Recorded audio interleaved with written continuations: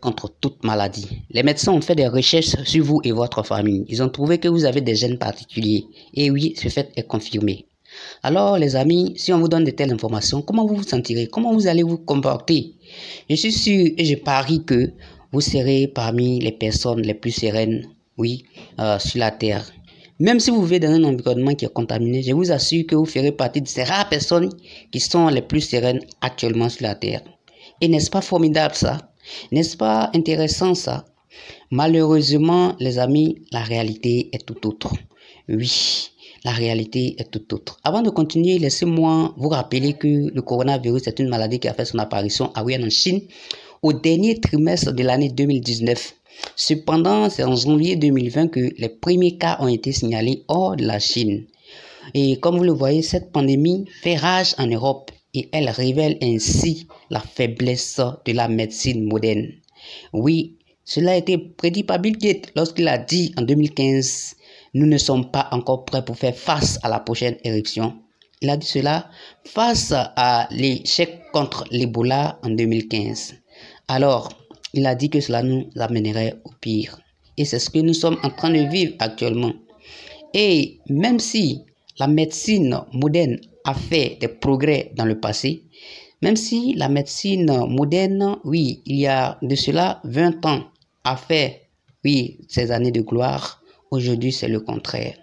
Nous étions tellement fiers de cette médecine que on ne pouvait imaginer un tel cas. Et c'est ce qui a poussé Philippe Bouvard à affirmer que les incessants progrès de la chirurgie, de la médecine et de la pharmacie sont angoissantes. De quoi mourra-t-on dans 20 ans? Oui, aujourd'hui, nous avons la réponse à cette question et c'est le corona qui fait rage actuellement. Oui, toi, comment est-ce que tu peux aider cette médecine qui a fait ses progrès? Comment tu peux aider cette médecine qui a fait notre fierté et qui est aujourd'hui défaillante? Avant d'aller plus loin, laisse-moi te dire que oui, tu peux aider la médecine et ta part est grande. Oui, tu peux aider la médecine par ta pensée. Le professeur William James, un des plus brillants psychologues, a dit « La plus grande découverte de notre génération a été de s'apercevoir qu'un individu peut changer sa vie en modifiant sa pensée. » Oui, Jésus-Christ a dit pareil dans la Bible. Il dit « Il te sera fait selon ta foi ». À quoi est-ce que je veux en venir? Je voulais dire que nous devons donc développer des pensées saines, des pensées positives, des pensées de foi. Oui, en réalité, en situation de crise de ce genre, tout le monde est désemparé. Les informations qui fusent de partout ne peuvent pas toutes nous aider. Il y a beaucoup de fake news et cela peut avoir des impacts négatifs sur notre vie. En réalité, comme je l'ai dit tantôt, les informations que nous recevons ne peuvent pas toutes nous aider. Alors, les amis, vous devez alors faire attention à tout ce que vous écoutez. Admettons qu'en temps normal, je vous rencontre dans la rue et je vous dis que vous avez l'air malade et que 3 autres personnes en qui vous avez confiance vous disent la même chose. Je vous assure que vous tomberez malade. Oui, parce que cette information vous avez été répétée à plusieurs reprises. Une expérience pareille a été réalisée en France il y a plusieurs années. Il s'agit de faire croire aux prisonniers qu'on allait lui trancher la tête à la guillotine. On posait donc sa tête sur la table dédiée. Ensuite, un bruit se faisait entendre comme celui d'un grand couteau. Puis, on versait un liquide rouge comme le sang sur le cou du prisonnier. Celui-ci est mort sur le champ croyant voir son propre sang. Voyez-vous, qu'est-ce qui a tué le prisonnier? L'information qu'il a reçue, bien sûr. Oui. Admettons que je vous dise aussi que votre femme ou votre mari vous trompe. Si vous aimez profondément votre femme ou votre mari et que vous croyez à cela, un malaise se produira certainement en vous. Vous perdrez l'appétit. Si 2 ou 3 personnes en qui vous avez vraiment encore confiance vous donnent la même information, je vous assure que vous entrerez dans une crise de jalousie et vous vous sentirez malade dans les jours qui suivent. Cette information à elle seule, bien qu'elle soit fausse, vous rendra malade. Oui, l'information que nous recevons, nous devons y prendre 4, les amis. Nous devons faire très attention à tout ce que nous entendons.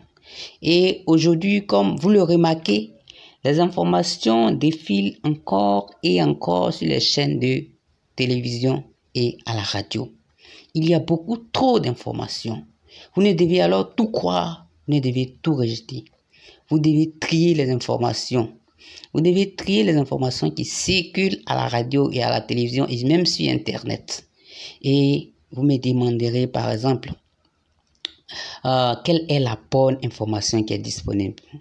Je vous dis que la bonne information qui peut vraiment vous aider dans ces temps-ci, c'est ce qui vous aidera vraiment à guérir. Et cela commence par la pensée. Si vous croyez que cette maladie ne fera rien contre vous, il vous sera fait selon votre foi. Cependant, si vous avez peur, vous ouvrez des portes à la maladie, bien sûr. Alors, soyez serein. La sérénité n'est pas l'ignorance, la sérénité n'est pas l'inconscience. Nous devons prendre toutes les mesures nécessaires, tout en croyant que nous serons sains et Dieu nous gardera. Alors, soyez serein, soyez plus optimistes. Les informations positives ont plus d'impact sur nous, oui, que les informations négatives. Alors, soyez optimistes. Débarrassez-vous de la peur de la mort. Oui, débarrassez-vous de la peur de la mort. Maintenant, imaginez que vous n'avez pas peur de la mort. Vous n'avez pas peur de quoi que ce soit, ni de la maladie. Je vous assure que vous serez serein. Et si on vous disait que vous et votre famille êtes épargnés par cette crise, comme je vous l'ai dit tantôt, oui, vous ne craindrez rien. En effet, nous craignons tous la souffrance et c'est ce qui nous fait peur. Nous craignons la douleur. Oui, débarrassez-vous de la peur et respectez les mesures d'hygiène telles que le lavage des mains, le port des masques, les distances de sécurité.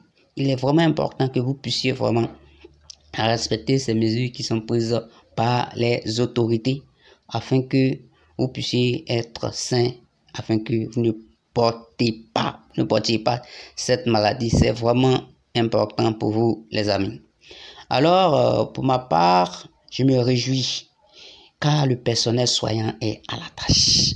Le personnel soignant est à la tâche et vous devez faire votre part. Cessez de vous attarder sur les nouvelles, à savoir les pays contaminés, le nombre de morts, le nombre de cas. Oui, je vous assure que bientôt un remède sera trouvé. Agatha Christie disait que la médecine, c'est essentiellement une question de foi. Oui, et c'est nous qui devons mettre foi en la médecine. C'est nous qui devons mettre foi en notre guérison.